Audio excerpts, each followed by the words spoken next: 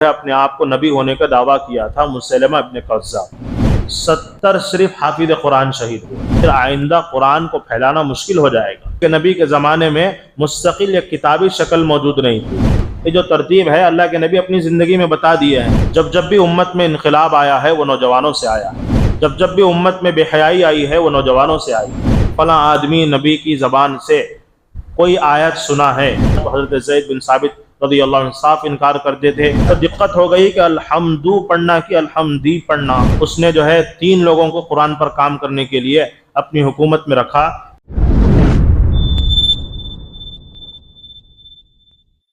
الرحمن الرحیم انا نحن نزلنا الذکر وانا له لحافظون وقال في مقام آخر فاسألوا أهل الذكر إن كنتم لا تعلمون صدق اللہ العظیم۔ تمام تر تعریف ہے اسی رب ذوالجلال کے حق میں جس نے مجھے اور آپ کو اشرف المخلوقات بنایا، یعنی انسان بنا کر کے پیدا فرمایا، اور اسی انسان کو راہ ہدایت پر لانے کے لیے انبیاء علیہم السلام کے سلسلے کو شروع فرمایا، اور ان کے ساتھ ساتھ کتابیں بھی نازل فرمائی۔ آخر میں میرے اور آپ کے آقا تاجدار مدینہ سرور کونین جناب محمد الرسول اللہ صلی اللہ علیہ وسلم دنیا کے اندر پیدا کیے گئے، اور اللہ رب العزت نے انہیں قرآن پاک جیسی عظیم کتاب دے کر بھیجا۔ یہ جو مجلس ہے یہ قرآن پاک کو سمجھنے اور قرآن پاک کی باتیں سننے اور عمل کرنے کی مجلس ہے۔ یہ کوئی جمعہ کا بیان نہیں ہے، یہ قرآن کی مجلس ہے، اور اس کے اندر وہی باتیں بتائی جاتی ہے جو قرآن سے تعلق رکھتی ہے، اور قرآن کے اندر ہر چیز بیان کی گئی ہے، اس لیے ہر ٹاپک پر اس مجلس میں بات ہوتی ہے۔ تو میں بغیر کسی تمہید کے آگے چلتا ہوں۔ گزشتہ جمعہ آپ لوگوں کی خدمت میں قرآن پاک کی کون سی آیت سب سے بڑی ہے اور قرآن پاک کی کون سی آیت سب سے چھوٹی ہے، اور دیگر بہت ساری باتوں پر جو ہے ہماری گفتگو ہوئی تھی۔ تو میرے عزیز دوستو، آج کی اس مجلس میں قرآن پاک کو کس طرح جمع کیا گیا، قرآن پاک کو کس طرح جمع کیا گیا، انشاءاللہ اس پر آج ہماری مجلس میں گفتگو ہوگی۔ یعنی اللہ کے نبی صلی اللہ علیہ وسلم کے زمانے میں جیسے جیسے وحی اترتی تھی، یعنی قرآن پاک کی آیتیں آتی تھی، 2 طریقے تھے نبی کے زمانے میں قرآن پاک کو محفوظ کرنے کے۔ کتنے طریقے تھے؟ 2 طریقے تھے۔ ایک طریقہ یہ تھا کہ حفظ کر لیا کرتے تھے، یعنی یاد کر لیتے تھے۔ جیسا ہی قرآن اترتا، جیسے ہی کچھ آیتیں اترتی، جیسے ہی کچھ سورے اترتے یا 1 سورہ 2 سورتیں اترتی، فوراً صحابہ نبی کے پاس آ کر ان سورتوں کو، ان آیتوں کو یاد کر لیتے، اور اللہ کے نبی صلی اللہ علیہ وسلم خود بھی اس کو یاد کر لیتے، جس کا تذکرہ اللہ نے قرآن کے اندر پارے نمبر 29 کے اندر فرمایا۔ اے نبی جی، آپ جلدی جلدی اپنی زبان کو مت ہلائیے اس ڈر سے کہ آپ قرآن بھول جائیں، بلکہ ہم آپ کو یاد دلانے والے ہیں۔ آپ ڈریے مت، آپ جلدی جلدی اپنی زبان کو جو ہے تلفظ ادا کرنے کے اعتبار سے جلدی نہ کریے، بلکہ ہم آپ کو یاد دلائیں گے۔ آپ تسلی رکھیے، جب ہم آپ کی ذات پر، آپ کے دل پر اتار رہے ہیں، ہم بھلائیں گے نہیں بلکہ ہم آپ کو یاد دلائیں گے۔ تھوڑا آہستہ اس کی تلاوت کیجیے۔ پارہ نمبر 29 کے اندر اس کا تذکرہ ہے۔ تو اس لحاظ سے ہمیں یہ معلوم ہوتا ہے کہ نبی کے زمانے میں جیسے ہی آیتیں اترتی تھی اسی وقت یاد کر لی جاتی تھی، اسی وقت یاد کر لی جاتی تھی۔ یہ ایک طریقہ تھا۔ اور دوسرا طریقہ یہ تھا، جو لکھنے والے صحابہ تھے اللہ کے نبی صلی اللہ علیہ وسلم کے زمانے میں، جو لکھنا پڑھنا جانتے تھے، ان کو اللہ کے نبی بلاتے تھے اور آیت پڑھ کر ان کے سامنے سناتے، تو وہ جس زبان میں ان کو لکھنا پڑھنا آتا عربی کے اندر، تو اس کو لکھ لیا کرتے تھے۔ کوئی صحابی چمڑے کے اوپر لکھتا، کوئی صحابی ہڈی کے اوپر لکھ لیتے، کوئی صحابی کپڑے کے اوپر لکھ لیتے۔ اس وقت زمانہ 1400 سال پہلے کا زمانہ آج کے جیسا نہیں تھا کہ موبائل کے اندر لکھ لیا جائے، کاپی کے اندر لکھ لیا جائے، اور اسی طرح جو ہے سلیٹ کے اندر لکھ لیا جائے، بک کے اندر لکھ لیا جائے، یہ زمانہ نہیں تھا۔ تو اس وقت کے اندر جو چمڑا زیادہ جو ہے یوز ہوتا تھا، کپڑا زیادہ یوز ہوتا تھا، اس کا استعمال زیادہ تھا، تو میرے عزیز دوستو اس کے اندر لکھ لیا جاتا تھا۔ تو یہ دو طریقے تھے اللہ کے نبی صلی اللہ علیہ وسلم کے زمانے میں، جو قرآن پاک کو ایک حفظ کے یاد کرنے کے اعتبار سے، دوسرا کتابت کے اعتبار سے یعنی لکھنے کے اعتبار سے۔ جب اللہ کے نبی صلی اللہ علیہ وسلم دنیا سے رخصت ہوئے، یعنی نبی پاک صلی اللہ علیہ وسلم دنیا سے پردہ فرما گئے، اس کے بعد دور آیا حضرت ابوبکر صدیق رضی اللہ عنہ کا۔ تو حضرت ابوبکر صدیق رضی اللہ عنہ کے دور میں 11 ہجری میں جنگ یمامہ ہوئی۔ جنگ یمامہ کے اندر حضرت خالد بن ولید رضی اللہ عنہ کو حضرت ابوبکر صدیق رضی اللہ عنہ نے امیر لشکر بنا کر بھیجا تھا مسیلمہ ابن کذاب کے مقابلے میں، جو اپنے آپ کو نبی کا دعویٰ کر رہا تھا، یعنی وہ کہہ رہا تھا کہ میں نبی ہوں۔ یہ جو آج کل بہت سارے فتنے ابھر رہے ہیں، شکیل بن حنیف بھی جو اپنے آپ کو نبی کا دعویٰ ابھی موجود ہے، وہ زندہ ہے، وہ بھی اپنے آپ کو نبی کا دعویٰ کر رہا ہے۔ یہ نئے فتنے نہیں ہیں، نبی کے زمانے سے چلتے ہوئے آ رہے ہیں۔ اس کا مقابلہ کرنے والے لوگ بھی پیدا ہوئے ہیں، اور اس کا علمی مقابلہ بھی کر رہے ہیں، اور جسم کا بھی مقابلہ چل رہا ہے۔ تو میرے عزیز دوستو، یہ نئے فتنے ہم سمجھتے ہیں، یہ نئے فتنے نہیں ہیں، نبی کے زمانے سے آ رہے ہیں۔ تو اس وقت جو ہے 11 ہجری میں اس نے جو ہے اپنے آپ کو نبی ہونے کا دعویٰ کیا تھا، مسیلمہ ابن کذاب۔ تو اس کو ختم کرنے کے لیے ایک لشکر بھیجا تھا 11 ہجری میں حضرت ابوبکر صدیق رضی اللہ عنہ نے۔ یہ لشکر وہاں پہنچ کر انہوں نے جو ہے اس کا صفایا کیا، یعنی اس کو قتل کر دیا، مسیلمہ ابن کذاب کو۔ قتل کرنے میں یعنی سامنے سے بھی جب جنگ ہوتی ہے، ہمارے آدمی بھی مرتے ہیں، ان کے آدمی بھی مرتے ہیں۔ تو صحابہ کی جو جماعت تھی، کتابوں میں لکھا ہے 600 یا 500 مسلمان اس کے اندر صحابہ شہید ہوئے۔ کتنے؟ 600 یا 500 مسلمان جو صحابہ تھے شہید ہوئے۔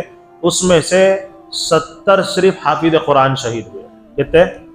70، جو پورا حفظ قرآن جانتے تھے، پورا قرآن ان کے سینوں میں محفوظ تھا، حافظ تھے وہ صحابہ۔ وہ 70 کے 70 جو ہے جنگ یمامہ میں شہید ہو گئے۔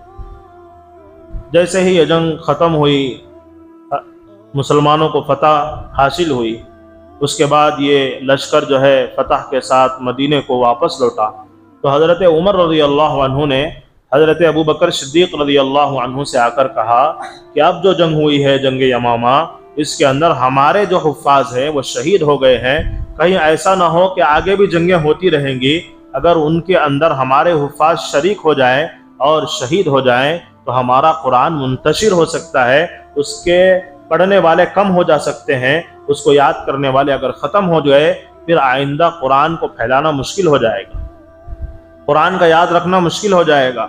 تو حضرت ابوبکر صدیق رضی اللہ عنہ جب حضرت عمر رضی اللہ عنہ کی یہ بات سنے تو کہا کہ میں اس بات کے لیے تیار نہیں ہوں۔ اس لیے کہا کہ نبی نے اپنی زندگی کے اندر یہ کام نہیں کیا، قرآن جمع کرنے کا کام نہیں کیا، تو میں بھی نہیں کروں گا۔ تو حضرت ابوبکر نے اس طرح جواب دیا۔ بعد میں حضرت عمر رضی اللہ عنہ بار بار جب حضرت ابوبکر سے ملتے، یہی بات دہراتے کہ چلو قرآن جمع کرنا شروع کریں گے، اگر حفاظ ختم ہو گئے یا موت کی وجہ سے انتقال کر جائے یا جنگوں میں جا کر شہید ہو جائے تو پھر ہمارا قرآن ہمارے پاس موجود نہیں ہوگا۔ تو بار بار اصرار کرتے کرتے شق صدر ہوا حضرت ابوبکر رضی اللہ عنہ کو۔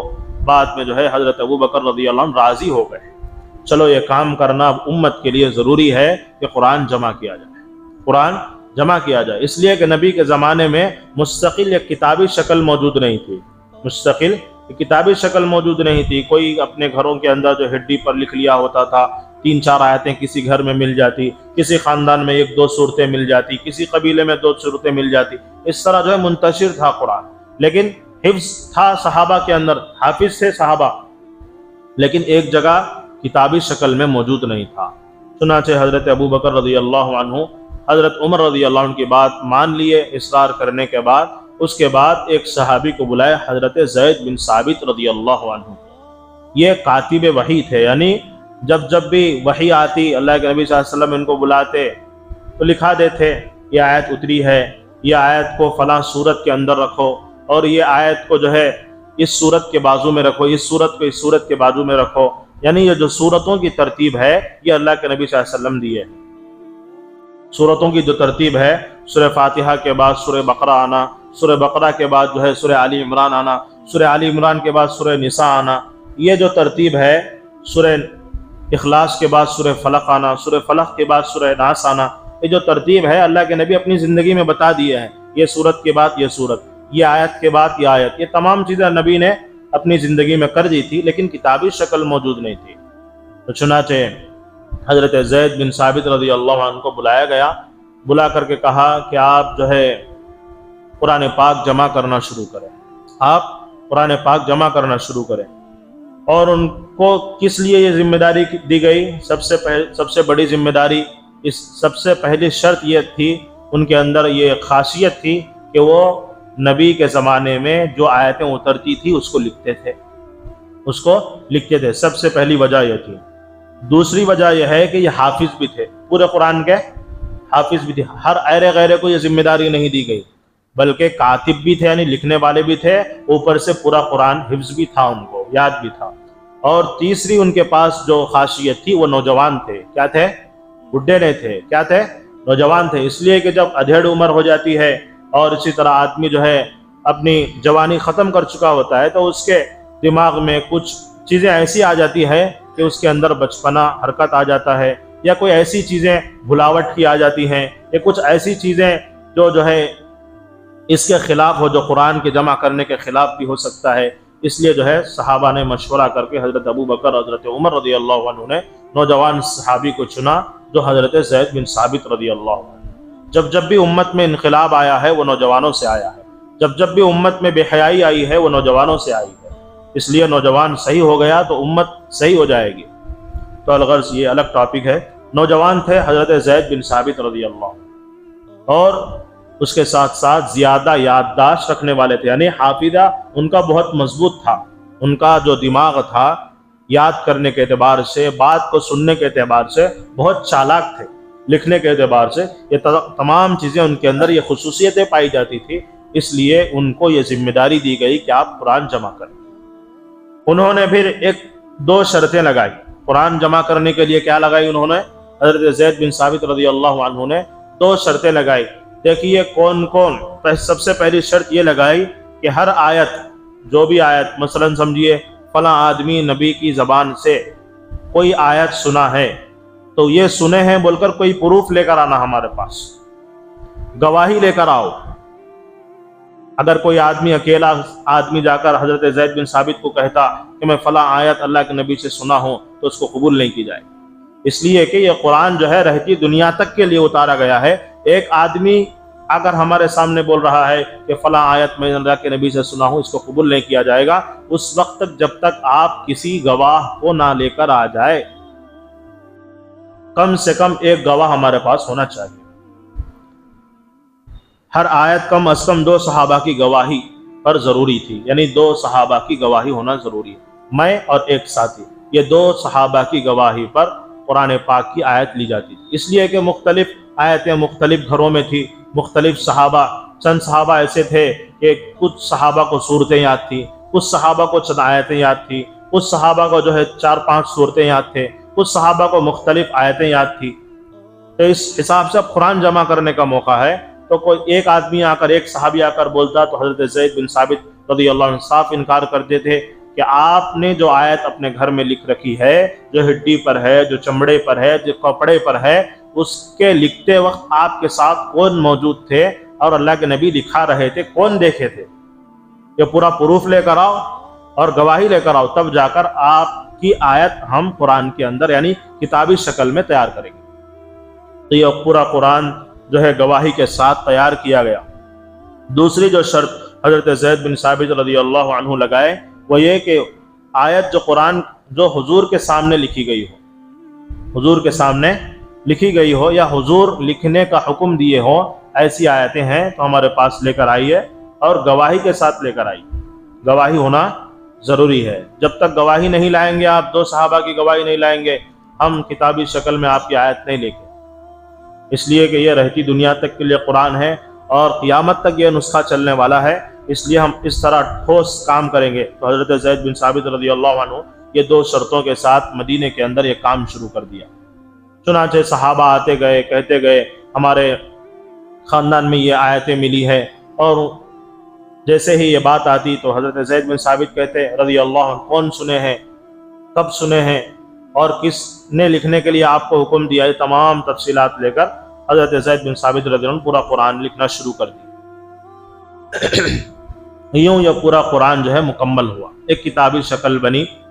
کتابی شکل بننے کے بعد حضرت عمر رضی اللہ عنہ اور حضرت ابو بکر صدیق رضی اللہ عنہ کے ہاتھ کے حوالے کیا گیا۔ یعنی جب کتاب ایک شکل بن گئی، پورا قرآن کا ایک مجموعہ بن گئی، تو اس کو جو ہے حضرت ابو بکر صدیق رضی اللہ عنہ کے پاس پیش کیا گیا۔ حضرت ابو بکر صدیق رضی اللہ عنہ پورا دیکھنے کے بعد اپنے پاس رکھ لیے۔ کیا کریں؟ اپنے پاس رکھ لیے، لیکن اس کتاب کو عام نہیں کیا، ابھی اس کتاب کو عام نہیں کیا۔ اس کے بعد حضرت ابو بکر صدیق رضی اللہ عنہ کا زمانہ ختم ہوا، ان کا انتقال ہوا۔ اس کے بعد حضرت عمر رضی اللہ عنہ کا زمانہ آیا۔ تو حضرت عمر رضی اللہ عنہ کے زمانہ بھی چلتا چلتا جو ہے بہت اسلام پھیل چکا، جیسا کہ آپ سنے ہوں گے بارہا بیانوں میں، پونی دنیا تک حضرت عمر رضی اللہ عنہ نے حکومت کی۔ تو اسلام کا جو دائرہ تھا پوری دنیا کے اندر پھیلنا شروع ہو گیا، اسلام پھیلتا چلا گیا، اس لیے کہ یہ جو قرآن ہے یہ عربی میں اترا ہے۔ میں اور آپ جو ہے عربی جاننے والے نہیں ہیں، میں اور آپ کون ہیں؟ عجمی ہیں ہم لوگ۔ کیا ہے؟ عجمی۔ عربی نہیں جاننے والے کو کیا بولتے ہیں؟ عجمی بولتے ہیں۔ کیا بولتے ہیں؟ عجمی۔ میں اور آپ عجمی ہیں، ہم اردو بولتے ہیں، ہم ہندی بولتے ہیں، ہم تیلگو بولتے ہیں، ہم کنڑ بولتے ہیں، ہم ملیالم بولتے ہیں، ہم تمل بولتے ہیں، جتنی بھی لینگویجز لے لیجیے آپ عربی چھوڑ کر، عربی جاننے والے نہیں ہیں ہم۔ تو عربی نہیں جاننے والوں کو اب قرآن پڑھنا مشکل ہو گیا، ہوگا نہیں ہوا؟ عربی نہیں جاننے والوں کو قرآن پڑھنا مشکل ہو گیا۔ حضرت عمر رضی اللہ عنہ کے زمانے میں اسلام پھیلتا گیا۔ جیسے ہی حضرت عمر رضی اللہ عنہ کا انتقال ہوا، اس کے بعد خلیفہ بنے حضرت عثمان رضی اللہ عنہ، تیسرے خلیفہ۔ تو حضرت عثمان رضی اللہ عنہ خلیفہ بنے، تو اس وقت جو نسخہ حضرت زید بن ثابت رضی اللہ عنہ کتابی شکل تیار کر کے حضرت ابو بکر کو دیا تھا، حضرت ابو بکر کے انتقال کے بعد وہ نسخہ کس کے پاس آیا؟ حضرت عمر رضی اللہ عنہ کے پاس آیا۔ حضرت عمر کے انتقال کے بعد وہ نسخہ کس کے پاس تھا؟ حضرت امیر المؤمنین حفصہ رضی اللہ عنہ کے پاس تھا۔ حضرت حفصہ کون تھی؟ اللہ کے نبی صلی اللہ علیہ وسلم کی بیوی، حضرت عمر رضی اللہ عنہ کی بیٹی، حضرت عمر رضی اللہ عنہ کی بیٹی تھی۔ تو ان کے پاس یہ قرآن پہنچا، تو ان کے پاس ہی یہ قرآن تھا بہت دنوں تک۔ جیسے ہی پھر ایک مرتبہ یمن کے علاقے میں یا عراق کے علاقے میں حضرت حذیفہ رضی اللہ عنہ اور دیگر صحابہ کسی کام سے یا جنگ کے سلسلے میں یا تجارتی سلسلے میں اس کا رخ کیا، تو وہاں دیکھا کہ یہ عجمی لوگ یعنی جو عربی نہیں جانتے 7 طرزوں پر قرآن نازل کیا گیا، جیسا کہ میں اس سے پہلے کی مجلس میں یا اس سے پہلے کی مجلس میں بتایا تھا کہ 7 طرزوں پر قرآن نازل کیا گیا۔ تو 7 طرزوں پر نازل کیا گیا، تو ایک ایک قبیلے والا، ایک ایک ملک والا ایک ایک انداز کو اختیار کیا ہوا تھا، ایک ایک انداز کو اختیار کیا ہوا تھا۔ حتیٰ حین کی جگہ ہا کی جگہ عین پڑھتے تھے، ہا کی جگہ عین پڑھتے تھے، سین کی جگہ تا پڑھتے تھے بہت سارے حضرات۔ تو اس طرح قرآن میں اختلاف پیدا ہونے لگا، میں جو پڑھ رہا ہوں وہ صحیح اور یہ بازو والا جو پڑھ رہا ہے وہ غلط بولتے تھے اس علاقے میں۔ صحابہ جب یہ ماحول دیکھے، یہ نظارہ دیکھے، تو چنانچہ سیدھا مدینے کا سفر کیا۔ مدینے کا سفر کر کے حضرت عثمان رضی اللہ عنہ کے پاس آ کر بولے اے امیر المؤمنین، اب وقت آ گیا ہے کہ قرآن پاک جو ہم نے نبی کے زمانے کے بعد حضرت ابوبکر صدیق رضی اللہ عنہ کے زمانے میں جو قرآن جمع کیا اس کو نکالا جائے۔ چنانچہ ان کی بات سامنے رکھی گئی، صحابہ سے مشورہ کیا گیا، تو حضرت عثمان غنی رضی اللہ عنہ نے حضرت حفصہ رضی اللہ عنہ جو امیر المؤمنین کی بیٹی یعنی حضرت عمر رضی اللہ عنہ کی بیٹی اور اللہ کے نبی صلی اللہ علیہ وسلم کی زوجہ محترمہ ہے، ام المؤمنین ہے، ان کے پاس جو کتابی شکل میں جو نسخہ تھا اس کو منگوایا۔ کون؟ حضرت عثمان رضی اللہ عنہ منگانے کے بعد اس کا جائزہ لیا تو کہا پورے شہروں کے اندر جو اسلام پوری پونی دنیا پہ پہنچ چکا تھا اس وقت، تو پورے شہروں میں خط لکھا، جیو پاس کیا، جو آج کا سی ایم ایم پی جیو پاس کرتا ہے، یہ طریقہ ہی ہم نے ایجاد کیا ہے، نہیں مسلمانوں نے اس کو ایجاد کیا ہے۔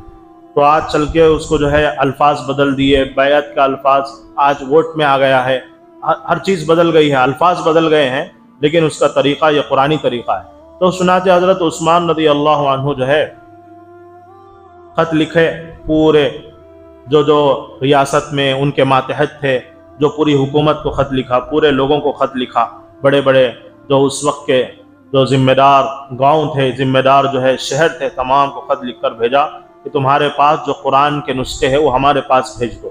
چنانچہ تمام لوگوں نے وہ قرآن کے نسخے جمع کیے، عراق سے ایک نسخہ آیا، یمن سے ایک نسخہ آیا، چنانچہ پورے نسخے لے کر آ گئے، مدینے میں وہ نسخے جمع ہو گئے۔ اور یہ جو قرآن تھا جو حضرت حفصہ رضی اللہ عنہ کے پاس وہ قرآن کو منگوایا گیا، تو منگوانے کے بعد اس قرآن پر نظر ثانی کی گئی، یعنی دیکھا گیا کچھ غلطی ہے یا نہیں ہے، پھر اس کو صحیح کرنے کی نظر سے دیکھا تو تمام چیزیں محفوظ تھی، صحیح تھی۔ تو اس کے بعد جو ہے حضرت عثمان رضی اللہ عنہ نے چند صحابہ کو بٹھا کر اس کی ہو بہو نقل کرنے کے لیے کہا کہ اس قرآن کے اندر، اس کتابی شکل کے اندر جس انداز سے لکھا گیا ہے اسی انداز میں اس کو جمع کیا جائے۔ چنانچہ وہ انداز جو لکھا ہوا تھا وہ قریش کی زبان میں لکھا ہوا تھا، جو مصحف تھا حضرت زید بن ثابت رضی اللہ عنہ جمع کیے تھے، قریش کی زبان جو عربی زبان ہے وہ اسی انداز میں لکھا گیا تھا جو میں اور آپ آج پڑھ رہے ہیں۔ یہ قریشی انداز کا قرآن ہے، وہ لہجے کا قرآن ہے جس کو حفظ کہتے ہیں، روایت حفظ کہتے ہیں۔ چنانچہ یہ قرآن تیار کیے گئے، کتابوں میں لکھا ہے 7 نسخے تیار کیے گئے، 7 کتابیں تیار کی گئی، 7 قرآن تیار کیے گئے، اور ایک کتاب کے اندر لکھا ہوا ہے 8 تیار کیے، اور ایک کتاب کے اندر لکھا ہوا ہے 5 تیار کیے۔ تقریباً کتنے بھی تیار کیے ہوں اس وقت کے حساب سے حضرت عثمان رضی اللہ عنہ نے حکم دیا، جیو پاس کیا، تو یہ نسخے تیار کیے گئے۔ جو باہر سے نسخے منگائے تھے وہ نسخوں کو مدینے کے اندر جلا دیا گیا، مدینے کے اندر جلا دیا گیا، تاکہ ہر ایک قبیلے والا الگ الگ قرات پڑھتا تھا، ہر ایک قبیلے والا الگ الگ قرات پڑھنے والا تھا، تو یہ قرات پڑھنے والا دوسرے قرات پڑھنے والے کو کمتر سمجھتا تھا، ہمارا جو لینگویج ہے، ہمارا جو انداز ہے پڑھنے کا یہ صحیح ہے، اس طرف والا بولتا تھا ہمارا صحیح، حالانکہ دو بھی صحیح تھے، حالانکہ 7 انداز میں قرآن اتارا گیا تھا، لیکن لوگوں کے ذہن کمزور ہو گئے تھے، لوگ جو ہے یعنی اسلام جو ہے عرب ممالک چھوڑ کر پوری دنیا کے اندر اسلام پھیلنا شروع ہو گیا تھا، اعجمی لوگ بھی اسلام میں آنا شروع ہو گئے تھے جو عربی نہیں جانتے تھے۔ تو ظاہر ہے جو آدمی عربی نہیں جانتا 7 لہجوں میں کیا قرآن جانے گا، وہ ایک عربی جاننے کے لیے جو زندگی لگ جاتی ہے 7 لہجوں میں کیا جان سکتا ہے، تو اس کے اندر اختلاف پیدا ہونا شروع ہو گیا۔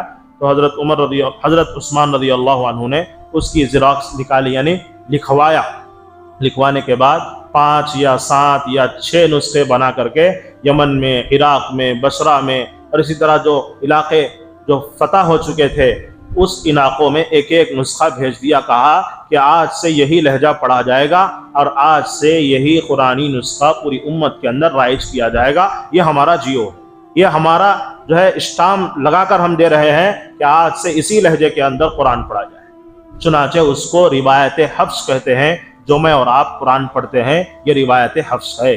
کیا ہے؟ روایت حفظ ہے۔ چنانچہ ام المؤمنین رضی اللہ عنہ کے پاس سے وہ نسخہ لیا گیا، تو حضرت عثمان رضی اللہ عنہ نے اپنے پاس وہ نسخہ رکھا جس کو مصحف عثمانی کہتے ہیں۔ بہت سارے لوگ بھی اسی کو آج بھی اسی نام سے اس مصحف کو یاد کرتے ہیں۔ چنانچہ یہاں تک ہوا قرآن کو جمع کرنے کے حساب سے کچھ باتیں قرآن کو کس طرح جمع کی گئی۔ اللہ کے نبی صلی اللہ علیہ وسلم کے زمانے میں جب بھی قرآن اترتا تو اللہ کے نبی صلی اللہ علیہ وسلم یاد بھی کر لیتے، چند صحابہ تھے انہیں بھی یاد کرا دیتے تو صحابہ یاد کر لیتے، لیکن چند صحابہ تھا لکھتے تھے، جیسا کہ میں ابھی تذکرہ کیا شروع میں نے اس کا جب کتابوں میں مطالعہ کیا تو 40 نام سامنے آئے۔ کتنے؟ لکھنے والے کتنے تھے صحابہ؟ 40 صحابہ تھے۔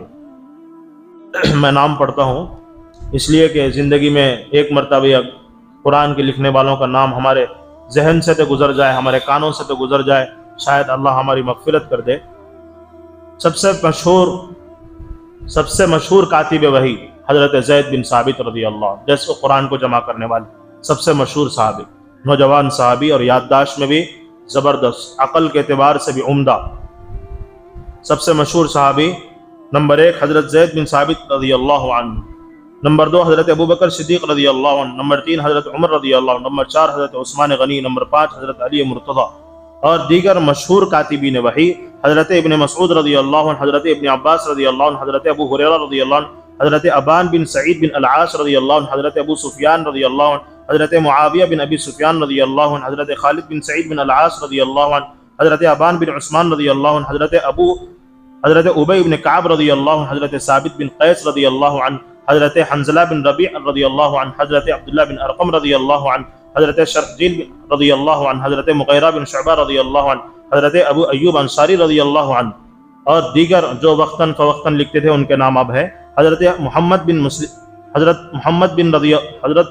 مسلمہ رضی اللہ عنہ، حضرت حذیفہ بن الیمان رضی اللہ عنہ، حضرت عمرو بن العاص رضی اللہ عنہ، حضرت ابو دردہ رضی اللہ عنہ، حضرت سعید بن ابی وقاص رضی اللہ عنہ، حضرت سعید بن العاص رضی اللہ عنہ، حضرت علا بن حضرمی رضی اللہ عنہ، حضرت ابو بکرہ رضی اللہ عنہ، حضرت ابو موسیٰ اشعری رضی اللہ عنہ، حضرت عبداللہ بن رواحہ رضی اللہ عنہ، حضرت ابو سفیان بن الحارث رضی اللہ عنہ، حضرت ابو رافع رضی اللہ عنہ، حضرت ابو سلمہ بن عبد الاسد رضی اللہ عنہ، حضرت عامر بن خیبر رضی اللہ عنہ، حضرت خالد بن ولید رضی اللہ عنہ، حضرت طلحہ بن عبید اللہ رضی اللہ عنہ، حضرت زبیر بن عوام رضی اللہ عنہ، حضرت عبد الرحمن بن عوف رضی اللہ عنہ، حضرت ابو عبیدہ بن جراح رضی اللہ عنہ، حضرت سلمان فارسی رضی اللہ عنہ۔ یہ 40 صحابہ ہیں جنہوں نے اپنے وقت میں نبی کے زمانے میں جب بھی قرآن اترتا تو اللہ کے نبی صلی اللہ علیہ وسلم ان سے لکھوا دیا کرتے تھے۔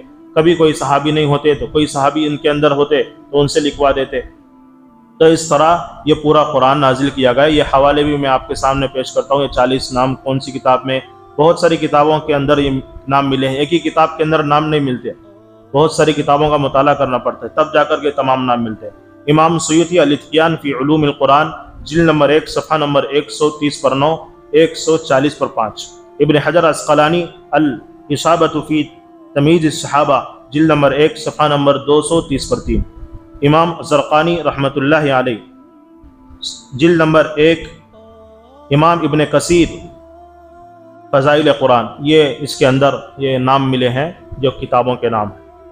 تو ہمیں یاد رکھنا چاہیے کہ یہ قرآن یہ معمولی قرآن نہیں ہے، یہ کوئی بولا ہوا قرآن یعنی انسان کا قرآن نہیں ہے، کوئی بول رہا ہے یہاں تک آ گیا ہے، ایسا نہیں ہے۔ اور سب سے پہلے قرآن پر اعراب کس نے لگایا؟ یعنی اعراب مطلب حرکات، زبر، زیر، پیش، یہ قرآن کے اندر ہے نا، اس کو لگانے والے کون تھے؟ یہاں پر ایک سوال پیدا ہوتا ہے، وہ یہ ہے، سوال یہ ہے کہ نبی کے زمانے میں کوئی اعراب نہیں تھے، یعنی زبر، زیر، پیش، مد، نقطے نہیں تھے پہلے۔ اب بھی عالم کورس میں آپ جائیں گے، عالم کورس آپ پڑھے ہیں تو سمجھ میں آئے گا، آپ مدرسے میں پڑھنے والے بچوں کو پوچھو، عربی پڑھنے والے بچوں کو، اس کے اندر اعراب نہیں ہوتا، یعنی زبر زیر نہیں ہوتا، خالی عبارت لکھی ہوئی تھی، خالی عربی کے جملے لکھے ہوئے تھے، ایسے ہی پڑھنا پڑتا، اسے بولتے ہیں سو عالم۔ اب الحمدو ہے، دال پیش دو ہے، وہ بھی لکھو نہیں رہتا، اس میں پیش نہیں رہتا، ویسا پڑھنا، اسے بولنے کا عالم۔ زبر زیر کے بغیر، نقطے کے بغیر پڑھنا، اسے بولتے ہیں عالم۔ یہ زبر زیر ہے اس کے اندر، چھوٹا بچہ پڑھ لیتا بیٹھ کو، نورانی قاعدے والا پڑھ لیتا، پھر عالم میں اس میں کیا فرق ہے؟ تو نبی کے زمانے میں اور حضرت ابوبکر صدیق رضی اللہ عنہ کے زمانے میں، حضرت عمر رضی اللہ عنہ کے زمانے میں، حضرت عثمان رضی اللہ عنہ کے زمانے میں، حضرت علی رضی اللہ عنہ کے زمانے میں اور دیگر تابعین کے زمانے میں بھی اعراب کے بغیر قرآن پڑھا جاتا تھا، اس کے اوپر کوئی زبر زیر نہیں تھا، اس لیے کہ اس وقت ماہر لوگ موجود تھے، عربی کے جاننے والے موجود تھے، تو ایسے ہی قرآن پڑھتے تھے۔ جیسے جیسے اسلام پھیلنا شروع ہوا، عجمیوں میں اسلام پھیلنا شروع ہو گیا، تو دقت ہو گئی کہ الحمدو پڑھنا کی الحمدی پڑھنا، الحمدہ پڑھنا کی کیا پڑھنا، اس لیے کہ وہ عربی نہیں جانتے، مسئلہ پیدا ہو گیا۔ تو اس وقت کے ایک امام حضرت ابو الاسود دوری رحمۃ اللہ علیہ، ابو الاسود دوری رحمۃ اللہ علیہ نے قرآن پاک کے نقطے، قرآن پاک کی حرکت، زبر، زیر، پیش، تشدید، مد، گد کیا کیا ہے جو لوگوں کو سمجھ میں آ جائے، جو عجمی لوگوں کو، یعنی میں اور آپ تمام لوگ جو عرب نہیں جانتے، عربی نہیں جانتے، ایسے لوگوں کو سمجھ میں آ جائے، انہوں نے یہ جو ہے نکالا، اعراب نکالا، زبر زیر نکالا، اس کے اندر قرآن کے اندر یہ کام شروع کیا۔ اس کے بعد جو ہے حجاج بن یوسف آیا، جو بادشاہ بھی رہا ہے، اس کی ایک الگ تاریخ ہے، اس نے بہت سارے مسلمانوں کو بھی قتل کیا، اس نے بھی قرآن پر کام کیا، اس نے بھی قرآن پر کام کیا، اس نے جو ہے 3 لوگوں کو قرآن پر کام کرنے کے لیے اپنی حکومت میں رکھا۔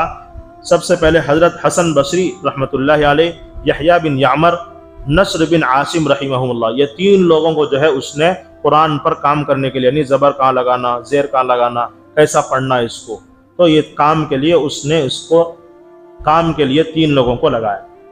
تو یہ بات کہاں لکھی ہوئی ہے؟ علوم القرآن کے اندر لکھی ہوئی ہے، حضرت مولانا مفتی تقی عثمانی صاحب دامت برکاتہم کی کتاب کے اندر یہ بات لکھی ہوئی ہے۔ تو ہمیں چاہیے کہ یہ جو کتاب ہم تک پہنچی ہے اعراب کے ساتھ اور اسی طرح کتابت کے ساتھ، وحی کے ساتھ، میرے عزیز دوستو، اس کو پڑھنا اور اس کو سننا، اس جیسی مجلسوں میں بیٹھ کر اپنے ایمان کو تازہ کرنا اور اس قرآن کو سینے سے لگانا میری، آپ کی، پوری امت مسلمہ کی ذمہ داری کریں گے انشاءاللہ۔ اور بھی بہت ساری باتیں ہیں انشاءاللہ آئندہ جمعہ آپ لوگوں کے سامنے رکھی جائے گی۔ اللہ رب العزت سے دعا ہے کہ اللہ رب العزت ہم تمام کو قرآن پاک کی عظمت دل میں بٹھانے کی، اس کو پڑھنے کی، اس کو سننے کی توفیق عطا فرمائے، آمین۔ اللہم لک الحمد لک الشکر یا اللہ، اللہم صلی علی سیدنا شفیعنا حبیبنا نبینا مولانا محمد وبارک وسلم۔ ربنا آتنا في الدنيا حسنة وفي الآخرة حسنة وقنا عذاب النار، لا إله إلا أنت سبحانك إني كنت من الظالمين، رب هب لي من الصالحين، رب لا تذرني فردا وأنت خير الوارثين۔ اے اللہ، ہم بے شک گنہگار ہیں، خطا کار ہیں، سیاہ کار ہیں، جو بھی ہیں تیرے پیارے حبیب صلی اللہ علیہ وسلم کی امت میں سے ہیں۔ اے اللہ، ہمارے صغیرہ کبیرہ گناہوں کو معاف فرمائیے، بقیہ زندگی آپ کے احکامات پر، مرضیات پر چلنے کی توفیق عطا فرمائیے۔ اے اللہ اس مجلس کو کامیاب فرمائیے۔ اے اللہ، یہ مجلس قرآن کی مجلس ہے، اے اللہ ہم صرف قرآن کو سمجھنے کے لیے بول رہے ہیں، سن رہے ہیں، اے اللہ کوئی تیسرا مقصد، کوئی دوسرا مقصد نہیں ہے، صرف قرآن کو سمجھنا ہمارا مقصد ہے۔ اے اللہ اس مجلس کو اے اللہ کامیاب فرمائیے، اے اللہ اس مجلس سے ہماری مغفرت فرمائیے، اے اللہ اس مجلس کی برکت سے ہماری مغفرت فرمائیے۔ اے اللہ امت کے اندر جتنے لوگ بیمار ہیں سب کو صحت نصیب فرمائیے، جو مقروض ہیں قرض کی ادائیگی شکل صورت پیدا فرمائیے، جو غلط مقدمات میں پھنسے ہوئے ہیں رہائی کی شکل صورت پیدا فرمائیے۔ اے اللہ اس محلے کو، اس محلے میں رہنے والوں کو، اے اللہ اس مجلس کی اہمیت کو سمجھ کر مجلس میں بیٹھنے کی توفیق عطا فرمائیے۔ اے اللہ اگر اس محلے کے اندر کوئی بیمار ہے تو اے اللہ صحت نصیب فرمائیے، اگر مقروض ہیں قرض کی ادائیگی شکل صورت پیدا فرمائیے، حلال پاکیزہ روزی کمانے کی توفیق عطا فرمائیے۔ اے اللہ حلال پاکیزہ روزی کمانے کی توفیق عطا فرمائیے۔ اے اللہ اسی طرح رحیم النساء صاحبہ، اے اللہ جن کا انتقال ہو چکا ہے ان کی مغفرت فرمائیے۔ اے اللہ جنت الفردوس میں اعلیٰ مقام نصیب فرمائیے۔ اے اللہ اسی طرح شیخ کمسینان صاحب کو اولاد عطا فرمائیے۔ اے اللہ بہت سارے لوگ دعا کی درخواستیں کیے ہیں، اے اللہ جائز تمناؤں کو پورا فرمائیے۔ یہاں پر جتنے لوگ بیٹھے ہیں یہ قرآن کی محبت میں بیٹھے ہیں، اے اللہ اس محبت کی لاج رکھ کر اے اللہ ان کی جو بھی مشکلات ہیں اس مشکل کو آسان فرمائیے۔ اے اللہ جو کام ادھورے ہیں اس کو پورا کرنے کی طاقت اور ہمت عطا فرمائیے۔ قرآن کو صحیح معنوں میں پڑھنے، سمجھنے اور سننے کی توفیق عطا فرمائیے، دین کی صحیح سمجھ عطا فرمائیے۔ اے اللہ جو کچھ مانگا گیا ہے اپنے بے بسی کا مانگا ہے، آپ اپنی شان کے مطابق نصیب فرمائیے۔ فلسطینیوں کی حفاظت فرمائیے، غزہ کے مسلمانوں کی حفاظت فرمائیے، اسرائیل کے حق میں ہدایت ہے تو ہدایت عطا فرمائیے، اگر ہدایت نہیں ہے تو اللہ دنیا سے نیست و نابود فرمائیے۔ اے اللہ دنیا کے اندر حق کو قائم فرمائیے، باطل کو ختم فرمائیے۔ اے اللہ ہر خیر کو ہماری طرف متوجہ فرمائیے، ہر شر سے ہماری ساری امت مسلمہ کی حفاظت فرمائیے۔ اے اللہ جو کچھ بیان کیا گیا، جو کچھ سنا گیا، سب پر عمل کی توفیق عطا فرمائیے۔ اس چھوٹی بڑی دعا کو جناب محمد رسول اللہ صلی اللہ علیہ وسلم کے صدقۃ فعل میں قبول فرمائیے۔ جزا اللہ عنا محمدا ما هو اہلہ صلی اللہ علیہ وسلم۔ سبحان ربک رب العزۃ عما یصفون وسلام علی المرسلین والحمد للہ رب العالمین۔